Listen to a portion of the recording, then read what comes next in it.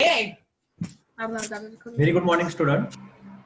आज आपण profit prior to corporation यावरील प्रॉब्लेमला सुरुवात करणार आहोत. काल आपण प्रॉफिट प्रायर टू कॉर्पोरेशन या टॉपिक वरील प्रॉब्लेम कसा सॉल्व्ह करायचा याचा फॉर्मॅट त्या ठिकाणी अभ्यासला आणि आज आपण प्रॉब्लेम नंबर 1 या ठिकाणी घेतो आहोत. मी तुम्हाला ग्रुपवर प्रॉब्लेम पाठवलाय, तुम्ही तो तुमच्या नोटबुक मध्ये देऊन घेतला असेल.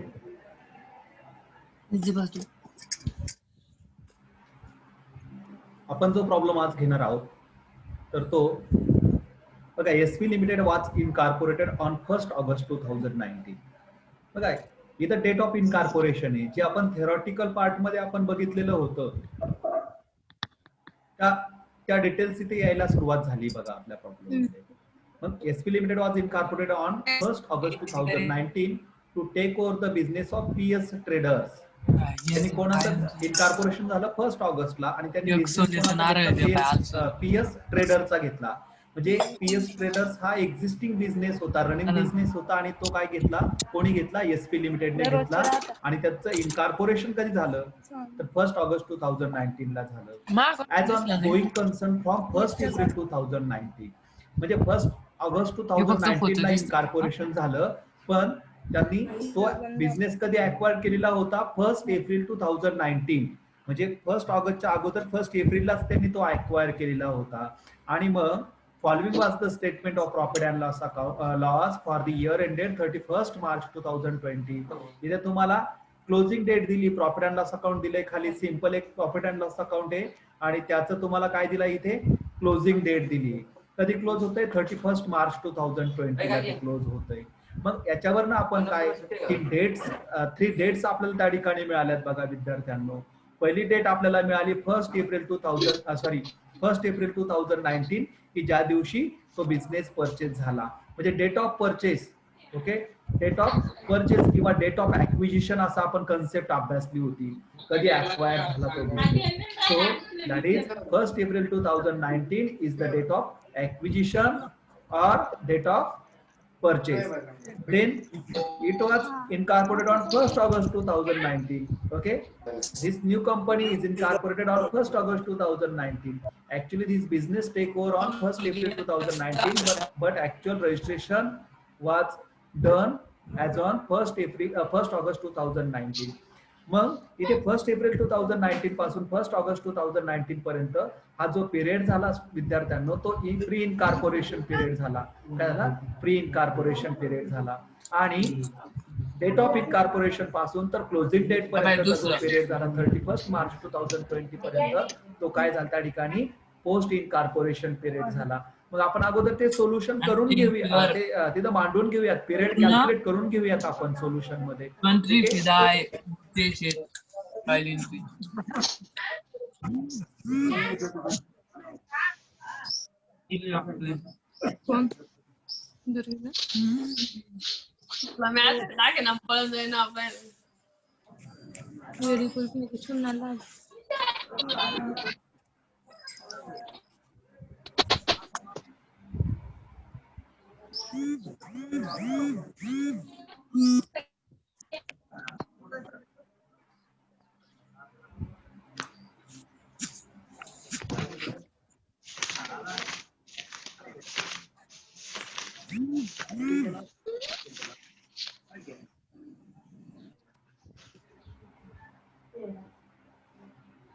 माझा आवाज येतोय का तुम्हाला?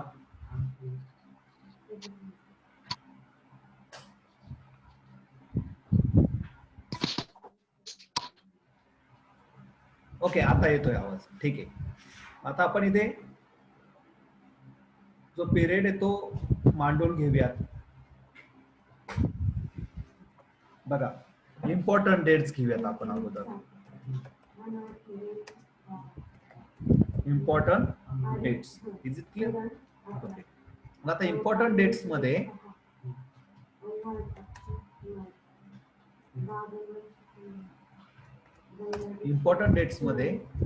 बघा, इथे पहिली डेट दिली आपल्याला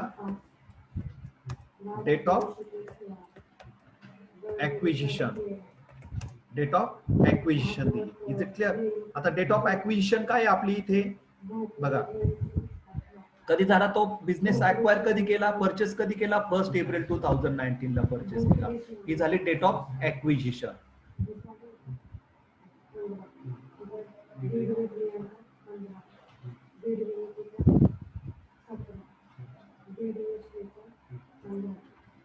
फर्स्ट एप्रिल 2019. ओके. त्याच्यानंतर मग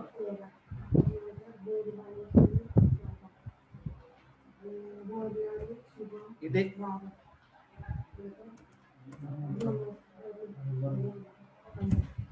पुढची डेट घेऊयात आपण, डेट ऑफ इनकॉर्पोरेशन.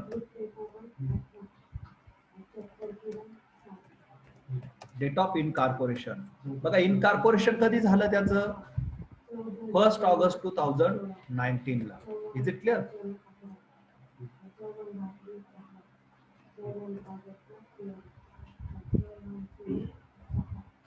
ओके. आणि इथे क्लोजिंग डेट काय आहे तुमची, क्लोजिंग डेट, क्लोजिंग डेट बघा, क्लोजिंग डेट तुम्हाला इथे दिली आहे. क्लोजिंग डेट किती दिली, 31 मार्च 2020 दिली आहे.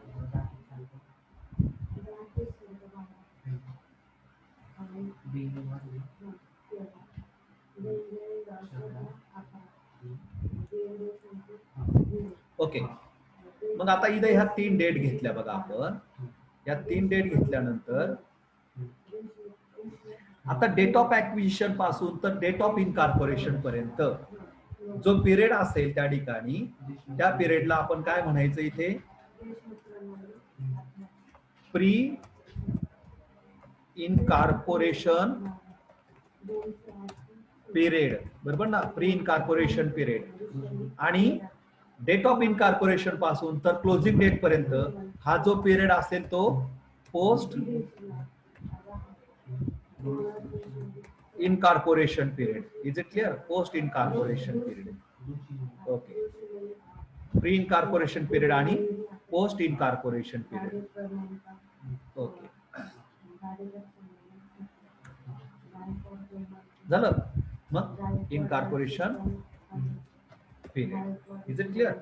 मग आता इथे बघा डेट ऑफ ऍक्विजिशन 1 एप्रिल आहे आणि डेट ऑफ इनकॉर्पोरेशन 1 ऑगस्ट आहे.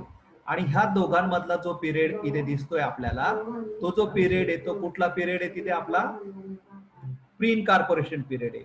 मग तो किती मंथचा येतो बघा बरं, 1 April to 1 August. April, may, June, July, August किती येतो,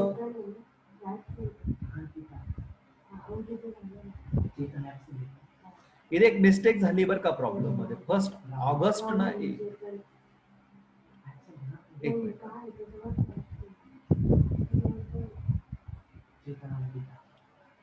1 जुलै बरं का, तिथे 1 जुलै एवढं एक चेंज करून घ्या तिथे. 1 जुलै.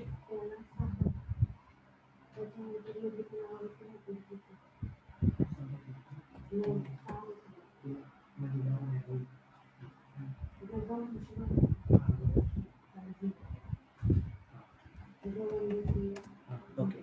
मग मला एक सांगाल 1 एप्रिल पासून 1 जुलै पर्यंत किती पिरियड येतो बघा. एप्रिल, मे, बघा एप्रिल, मे, जून आणि जुलै नाही पकडायचं कारण तो 1 जुलै, म्हणजे इथे किती येतो 3 मंथ्स. किती येतो 3 मंथ्स. आणि 1 जुलै पासून 31 मार्च पर्यंत जुलै, ऑगस्ट, सप्टेंबर, ऑक्टोबर, नोव्हेंबर, डिसेंबर, जानेवारी, फेब्रुवारी, मार्च, एप्रिल, मे, सॉरी मार्च. ओके. जानेवारी, फेब्रुवारी, मार्च. किती येतो तो 9 मंथ्स येतो. किती येतो 9 मंथ्स येतो. आणि मग हे पिरियड आपण कॅल्क्युलेट केल्यानंतर 3 मंथ्स आणि 9 मंथ्स याचा रेशो काय येतो बरं बघा. हा पिरियड झाला समजा, हे 3 मंथ्स आणि हे 9 मंथ्स. Is it clear? याच्यावरून आपल्याला काय होणार आहे, टाइम रेशो आपण कॅल्क्युलेट करणार आहोत. तर हे इम्पॉर्टंट पिरियड्स आपण इथे कॅल्क्युलेट करून घेतले. आता पुढची नोट आपण आपल्याला तयार कॅल्क्युलेट करायची, टाइम रेशो. काय कॅल्क्युलेट करायचं, time ratio. Time ratio calculate करायचं. टाइम रेशो हा कोणता ratio ray, ratio between pre incorporation period and post incorporation period. बरोबर काय pre incorporation period and post incorporation period. Is it clear?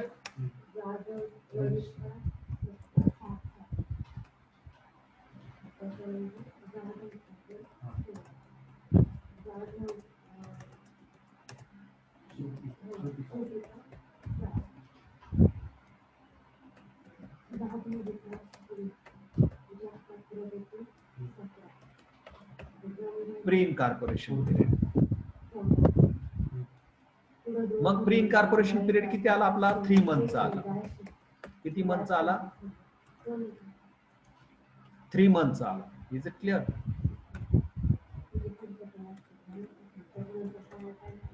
आणि हा राहिलेला किती मंथचा आला? 9 मंथचा आला.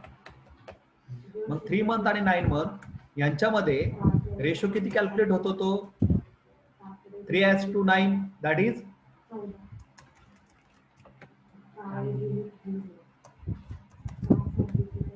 1:3. हा टाइम रेशो कॅल्क्युलेट झाला आपला. काय कॅल्क्युलेट झाला? टाइम रेशो कॅल्क्युलेट झाला. लक्षात येते ना? हा टाइम रेशो कॅल्क्युलेट. पुढचा रेशो आपल्याला कॅल्क्युलेट करायचा सेल्स रेशो. आपण प्रॉफिट अँड लॉस अकाउंट नंतर बघणार आहोत. आपल्याला अगोदर रेशो कॅल्क्युलेट करून घ्यायचे. ओके.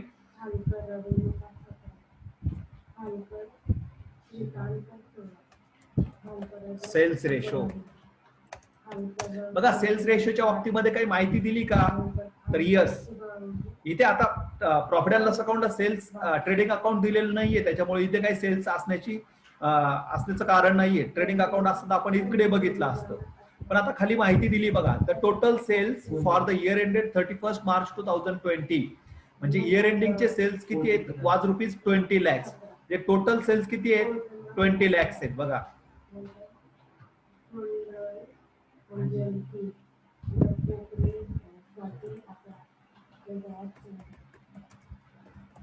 टोटल सेल्स किती आहेत?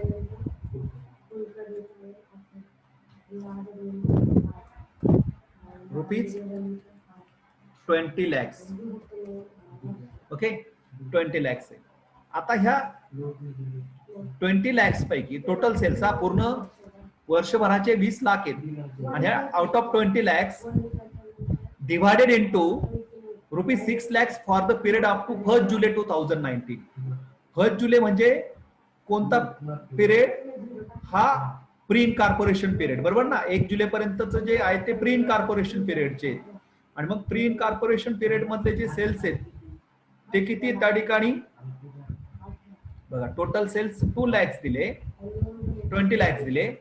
आणि मग ह्या 20 lakhs पैकी sales during pre incorporation period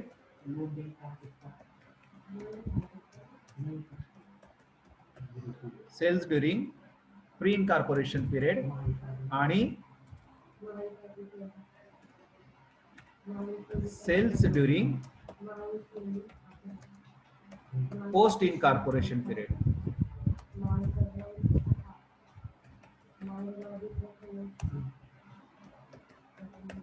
post incorporation period. Okay.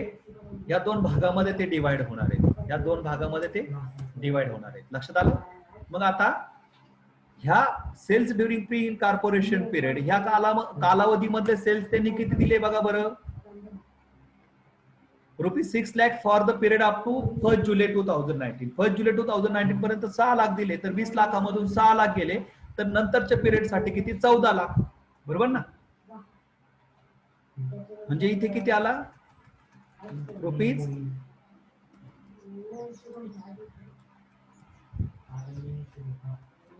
6 lakhs. आणि इकडे किती आले? रुपीज 20 lakhs मधून 6 लाख गेले. दिले नसते तरी चाललं असतं.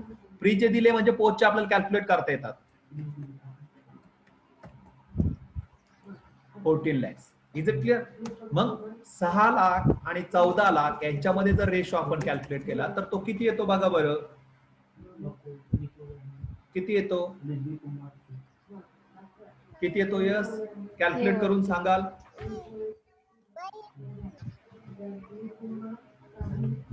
ये ना जाऊ चल. हात दे. हात दे ना.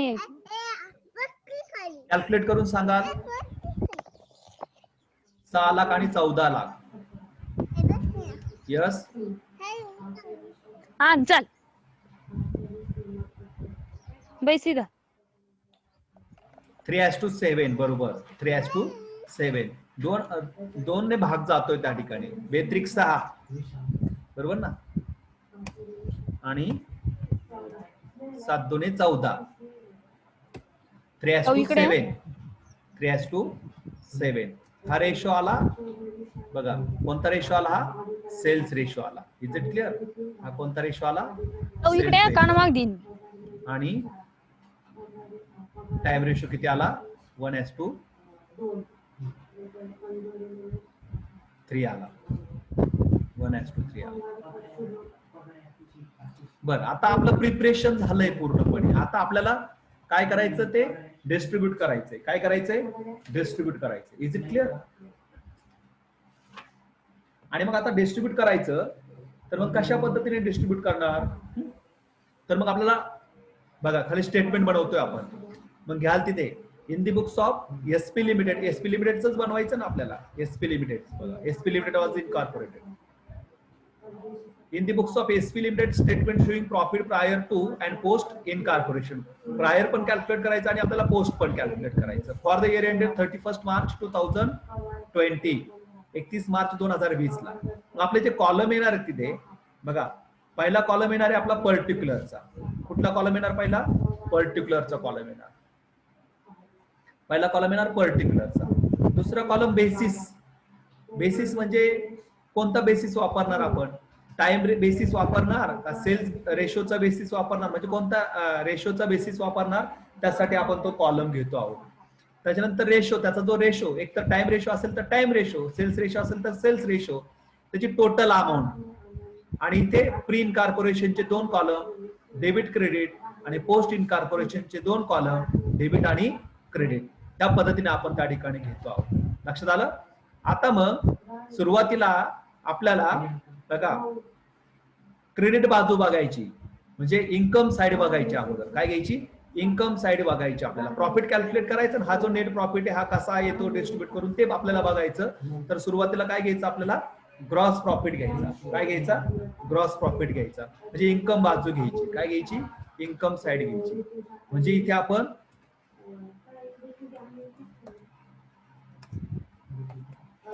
फर्स्ट घेत आहोत इन्कम. काय घेत आहोत? इन्कम घेत आहोत. ओके. मग आता याच्यामध्ये बघा बरं, क्रेडिट साइडला काय? Gross profit. काय? Gross profit. क्रेडिट आयटम येतो. क्रेडिटचा आयटम बघा. ग्रॉस प्रॉफिट आहे ना, एकच आहे. बाकी काही इन्कम दिलाय का? देऊ शकतात ते इनडायरेक्ट इन्कम, पण काही दिलेला नाहीये. आणि आता ग्रॉस प्रॉफिट किती आपला? 6,20,000 आहे. किती? 6,20,000 टोटल. 6,20,000 आहे. ओके. आता आपण कालच अभ्यासलं, ग्रॉस प्रॉफिट हा सेल्सची रिलेटेड आहे, निगडीत आहे. सेल्सवर डिपेंड करतो तो, म्हणून त्याला रेशो कोणता घेतो आपण? सेल्स रेशो घेतो. कोणता रेशो घेतो? सेल्स रेशो घेतो. आणि मग आपण सेल्स रेशो इथं कॅल्क्युलेट केलेला आहे बघा. सेल्स रेशो कॅल्क्युलेट केलेला आहे आपण. किती? 3:7 आहे का? 3:7. 3:7. मग आता 3:7 म्हणजे प्री इनकॉर्पोरेशन पिरियड मध्ये 3 आणि पोस्ट इनकॉर्पोरेशन पिरियड मध्ये 7, म्हणजे 3:7 ने ते डिस्ट्रीब्यूट करायचा.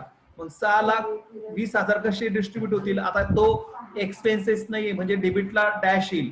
बघा बरं, 6,20,000 जर 3/7 ने जर वाटला तर कसा येतो तो? यस, तुम्ही आन्सर पाठवलंय. किती येतो तो?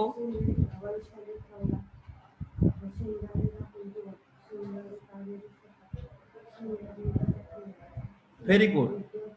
प्री साठी 3चा रेशो आला 1,86,000. 1,86,000. Is it clear? ओके. आणि 4,34,000 आला तो आपला पोस्ट साठी. तो इन्कम आहे म्हणून क्रेडिट बाजूला घेतोय. लक्षात घ्या, काय तो इन्कम आहे म्हणून क्रेडिट बाजूला घेतोय आपण. डेबिटला डॅश येईल. किती येतो 4,34,000.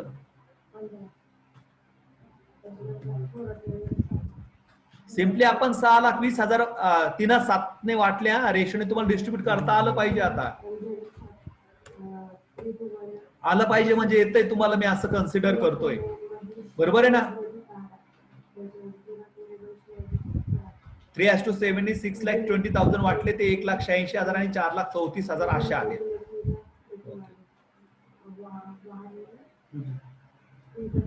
आता बघा बरं, इथे इन्कम बाजूला अजून काही दिलंय का इन्कम? नाही. मग ही टोटल करून घेऊयात आपण. इथे टोटल फर्स्ट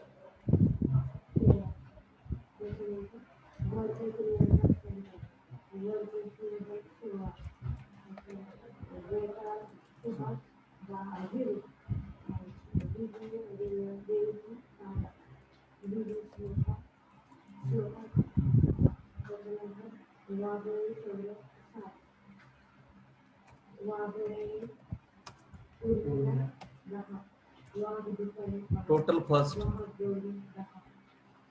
हे किती येणार? 6,20,000च राहणार. इन्कम साइड 6,20,000 राहणार. ही किती राहणार? 1,86,000 आणि ही राहणार 4,34,000. ओके, ही टोटल करून घेतली आपण फर्स्टची. आता आपण सेकंड पार्ट कडे जात आहोत. एक्सपेन्सेस म्हणजे प्रॉफिट अँड लॉस अकाउंटची क्रेडिट बाजू बघतो आपण. कोणती बाजू? सॉरी, डेबिट बाजू बघतो. कोणती बाजू बघतो? डेबिट बाजू बघतो. मग आता डेबिट बाजूला पहिलाच खर्च कोणता आहे? To rent and taxes.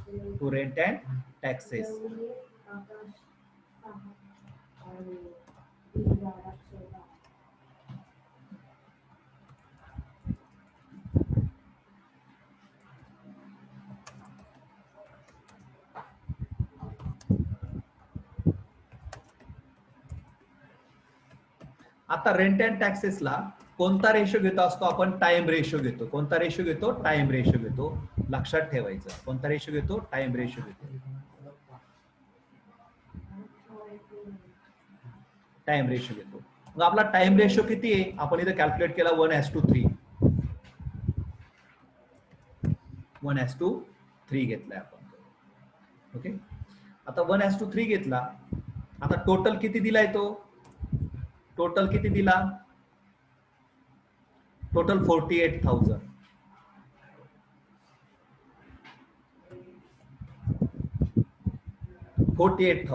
Is it clear? आता तो खर्च आहे एकाच 3 जर वाटला तर 12,000 ने भाग जातो. बरोबर ना. म्हणजे इथे येतील 12,000. एक रेशो आहे त्याचा इकडे डेबिटला. इन्कम नाही येतो. आता क्रेडिटला काही येणार नाही, डेबिटला येईल सर्व. कुठे येईल? डेबिटला. खर्च आहे ना, आता खर्च टाकतोय म्हणजे डेबिट साईडला लिहायचे ते. मग 48,000चं डिस्ट्रीब्युशन आपण एकाच 3 केलं तर 12,000 आणि 36,000, 12,000 आणि 36,000 ते येत आहेत. Is it clear? Very good, तुम्ही आन्सर पाठवले. रेंट अँड टॅक्सेस नंतर दुसरा काय खर्च?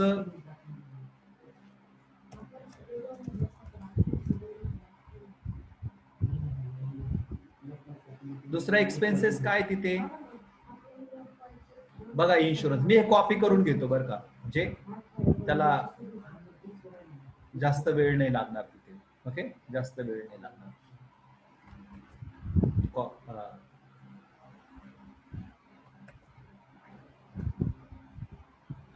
आपला वेळ वाचेल त्यासाठी मी हे डिटेल्स कॉपी करून घेतोय.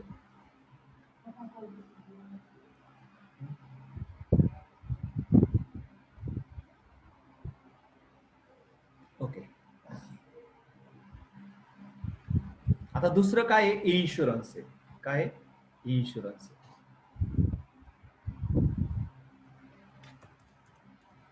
आता इन्शुरन्स कसा वाटणार? इन्शुरन्स कशावर डिपेंड असतो रे? टाइमवरच असतो तो. त्याचाही सेल्सशी काही संबंध नाहीये. Time ratio. मग टाइम रेशो 1:3 आहे आपला. तो इथे 1:3.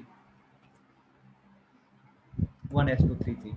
आता ज्या टोटल अमाऊंट आहेत त्या ह्याच असणार आहेत प्रत्येक ठिकाणी. इथे ज्या दिल्यात त्या पण मी कॉपी करून टाकून देतो, म्हणजे परत परत आपल्याला वरती स्क्रोल करून अमाऊंट बघण्याची गरज पडणार नाही.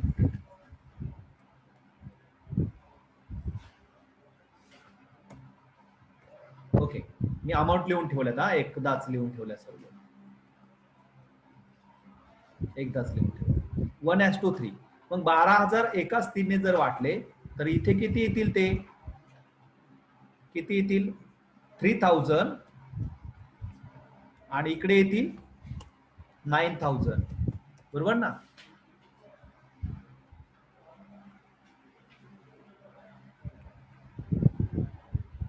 किती येतील 9,000. आता पुढे इलेक्ट्रिसिटी देखील त्या ठिकाणी टाइमवरच अवलंबून आहे, किती कालावधीसाठी वापरलं, त्याचाही सेल्सशी काही संबंध नाही. Time ratio 1:3.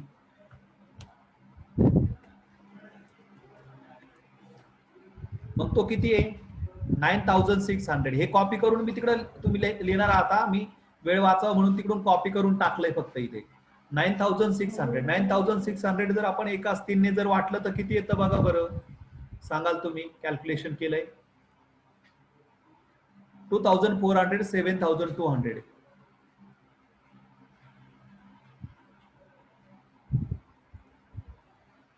2,400 आणि 7,200. Okay, very good. आता पुढचा एक्सपेन्सेस बघूयात आपण. सॅलरी पण हा टाइमवरच अवलंबून, त्याचा सेल्सशी काही संबंध नाही. Time ratio.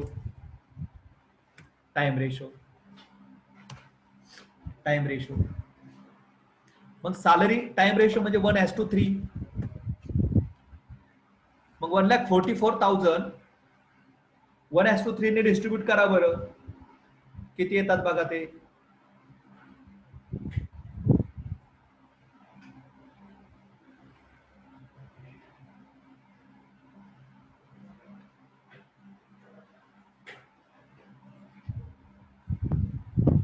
$36,000 आणि इकडे येतात 1,08,000. 1,08,000. Very good. आता डायरेक्टर कधी झाला, तो इनकॉर्पोरेशन झाल्यानंतर झाला, बरोबर ना. इनकॉर्पोरेशन ज्या दिवशी रजिस्ट्रेशन झालं तिथून पुढे डायरेक्टर झाला आणि मग त्याच्यानंतर त्याला फीज पेड केली. म्हणजे हा सर्व खर्च नंतरचा आहे. डायरेक्टर फीज आपण बघितलेला आहे ऑलरेडी ते. म्हणून हा जो खर्च आहे डायरेक्टर फीजचा जो खर्च येतो तो पोस्ट मध्ये टाकतो आपण. डायरेक्ट कुठे टाकतो, पोस्ट मध्ये टाकतो. काल आपण बघितले काही खर्च हे टाइम किंवा सेल्स रेशोने पेड होत नाहीत, ते एक तर पोस्ट असतात किंवा प्री असतात. त्यातलं डायरेक्टर जी फीज आहे ती पोस्ट मध्ये येते, इथं काही रेशो येणार नाही आणि प्री मध्ये काहीच येणार नाही. सर्व जो खर्च आहे तो कुठे जाईल, पोस्ट मध्ये जाईल. 12,000. ओके. अमृता 3,000 9,000 नाही डिस्ट्रीब्यूट करायचं, टाइम रेशो नाहीये तिथे. ओके, तो पोस्ट मध्ये जातो. ओके, पुढे बघूयात आपण ऑडिट फी ही 12 मंथची केली जाते, म्हणून time ratio 1:3.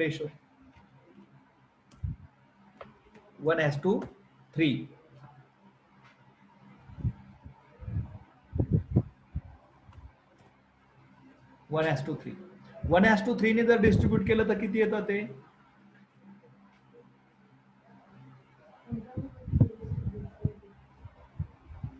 Yes 6,400. Sorry, audit fees extremely sorry हा. ऑडिट फीज हे एक माझ्याकडनं सांगायचं. ऑडिट फीज आता खरं त्यांचा बिझनेस कधी स्टार्ट झाला, इन कॉर्पोरेशन पिरियडला. एक्स्ट्रीमली सॉरी हा.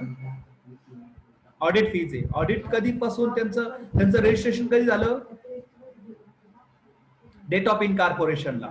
म्हणून डेट ऑफ इनकॉर्पोरेशन पासून तो खर्च राहील आणि म्हणून तो संपूर्ण ऑडिट फीज देखील बघा, काल मी तुम्हाला दिलेलं आहे टेबल मध्ये. ऑडिट फीज पण टोटल कुठे द्यायची, पोस्ट मध्ये द्यायची. सॉरी, कुठे द्यायची, पोस्ट मध्ये द्यायची. डिस्ट्रीब्यूट नाही करायची. टोटल ती कुठे टाकायची, पोस्ट मध्ये टाकायची. किती आहे ती 6400 आहे 6400. मी परत एकदा सांगतोय ऑडिट फीज ही टाइम रेशोने डिस्ट्रीब्यूट करायची. ती डेट ऑफ रजिस्ट्रेशन पासून म्हणजे इनकॉर्पोरेशन डेट पासून पुढे ती पेड होते. आणि म्हणून कारण त्यांचा बिझनेस तिथून पुढे म्हणजे त्यांचं ऑडिट तिथून पुढे कन्सिडर केलं जातं आणि तिथून पुढे ती फीज पेड होते. आणि म्हणून त्या ठिकाणी ती ऑडिट फीज जी आहे तर ती पोस्ट म्हणून त्या ठिकाणी कन्सिडर केली जाते. पुढे बघा काय आलं लक्षात. त्याच्यानंतर कमिशन आहे बघा. काय कमिशन आहे. कमिशन आता जे आहे ते कमिशन सेल्सवर डिपेंड्स असणार आहे. कशावर सेल्सवर. म्हणून त्याला काय कोणता रेशो येईल सेल्स रेशो येईल. आणि सेल्स रेशो काय आपला 3:7 आहे. किती आहे 3:7 आहे. 3:7 आहे.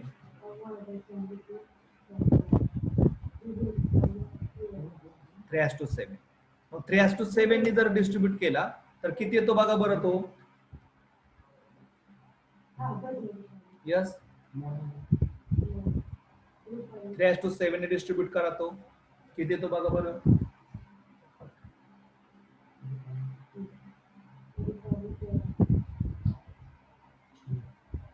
to 7,200 and 24,000. उलट तुम्ही रिव्हर्स पाठवलं. ते अगोदर फ्रीजचं पाठवायचं. 7,200 आणि 24,000. आधी फ्रीच आहे म्हणून अगोदर फ्रीचं लिहायचं 7,200. 3 रेशो आहे त्याचा आणि ज्याचा 7 येतो नंतर. Okay 7,200 and 24,000. Very good. पुढे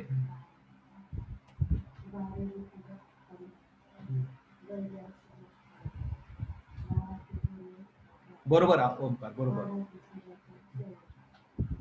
गाडी साक्षी नाही मानतायत तुम्ही.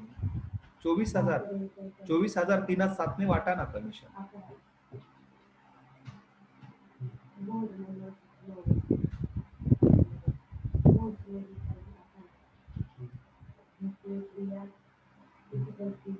$7,200 सॉरी हा इथे माझ्याकडनं 24,000 लिहिले गेले. 16,800 ते 24 लिहून टाकले. 7,200 and 16,800. साक्षी बरोबर आला आता. पुढे advertisement also distributed on the basis of sales ratio. कारण ते सेलच्या रिगार्डिंग येते ते.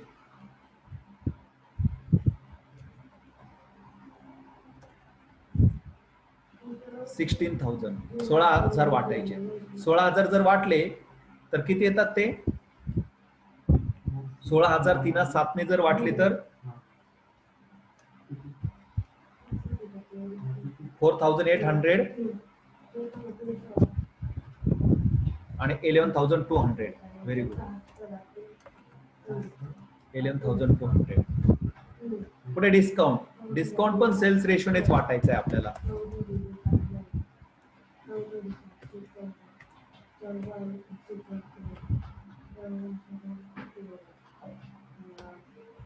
डिस्काउंट सेल्स रेशोने वाटला 3:7 ने. मग 14,000 वाटायचे. कसे येतील ते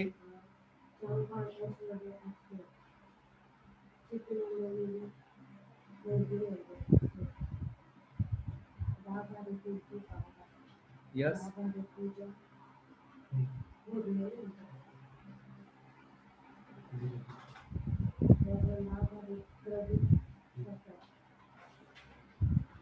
4,200 आणि 9,800. Very good. पुढे ऑफिस एक्सपेन्सेस हे टाइम रेशोने वाटतात. त्याचा सेल्सशी काही संबंध नाहीये. म्हणजे 1:3.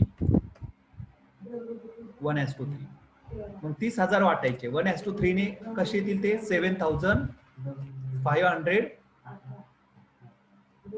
आणि 22,500. 22,500. ओके 22,500. 7,500 आणि 22,500. पुढे कॅरेज आता कॅरेज देखील कशाच्या संदर्भात आहे बघा बरं. कॅरेज हे सेलच्या संदर्भात आहे. कारण वाहतूक होते मालाची वाहतूक म्हणून ते सेलच्या रिलेटेड आहेत. Sales ratio 3:7. मग 12,000 3:7 ने जर डिस्ट्रीब्यूट केले तर 3,600 किती येतात बघा बरं, पटपट सांगाल, आपला प्रॉब्लेम होणार नाही कदाचित. 8,400. पुढे बँक चार्जेस, टाइम रेशो आहे, बँक चार्जेस, सेलचा काही संबंध आहे का बँकेच्या चार्जेसशी? नाही. 1:3. मग 6,000 आहे, 1,500 आणि 4,500. Is it clear? पुढे प्रिलिमिनरी एक्सपेन्सेस. आता प्रिलिमिनरी एक्सपेन्सेस हे तिकडे आपण मी तुम्हाला लिहून दिलं होतं. प्रिलिमिनरी म्हणजे स्थापन करण्याचा खर्च, म्हणजे तो पोस्टचाच आहे, म्हणजे जिथून स्थापना झाली तिथून पुढे, जिथून इनकॉर्पोरेशन झालं तिथून पुढे, जिथून इनकॉर्पोरेशन झालं तिथून पुढे. म्हणून इथे हा खर्च पुढे जाईल, पोस्ट मध्ये जाईल, पुढे जाईल, पोस्ट मध्ये जाईल. ओके, पोस्ट मध्ये गेल्यामुळे त्याला कोणताही रेशो वापरायचा नाही. इथे येईल का? ते नाही येणार. टोटल खर्च पोस्ट मध्ये जाईल 26,000. ओके, नंतर बॅड डेप्स. बॅड डेप्स बघा, बॅड डेप्स हे कशाच्या रिगार्डिंग आहे? सेलच्या रिगार्डिंग आहे. कशाच्या रिगार्डिंग आहे? सेलच्या. म्हणून सेल्स रेशो येईल इथे. काय येईल? सेल्स रेशो येईल. आणि सेल्स रेशो काय आपला? सेल्स रेशो काय आहे? 3:7 आहे. मग 8,000 3:7 ने डिस्ट्रीब्यूट करा. 8,000 किती येतात? 2,400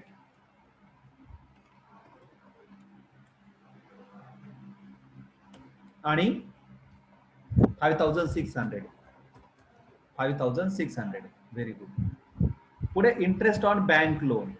इंटरेस्ट ऑन बँक लोन. आता व्याज, बँकेचं व्याज कर्जावरचं, तर ते टाइम रेशोनेच त्या ठिकाणी. ओके, टाइम रेशोनेच. टाइम रेशो आपला 1:3 म्हणजे तिथे 3,000 आणि 9,000. Very good. आता बघा, हे झालं आपलं सेकंड, बरोबर ना? हे काय झालं आपलं? सेकंड झालं. सेकंड पार्ट आपला इथे आपण संपवतो.